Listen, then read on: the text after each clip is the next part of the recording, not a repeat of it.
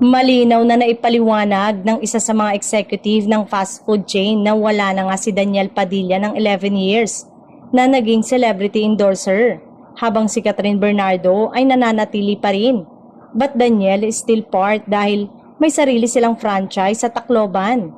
May transition daw kasi at ang PBB Collab housemate na si Emilio Daes nga ang bagong KFC celebrity endorser. Pumirma siya nitong Miyerkules at maituturing na ito ang kauna-unahang niyang major endorsement. Well, of course, I'm very humbled and shocked na pinili po ako kasi it's a dream partnership for me. So, it was really exciting and big blessing po talaga sa niya.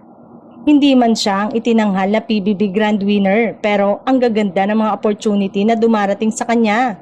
Meron pa siyang bagong series na Love at First Spike at ang inaabangan na PBB Cool Love fan concert. Boy Next Door ang tingin sa kanya bilang kapalit ni Daniel Padilla. Of course, I'm humbled that they call me that, and honestly, I'm very thankful na pinag-uusapan nila ako and I'm honored to be associated with that.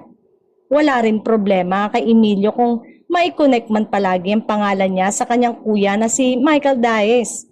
Ayon dito, idolo raw niya ito at buong buo rin ang suporta sa kanya. Kung may kabilin-bilinan man daw ito sa kanya, maging mabait siya sa lahat.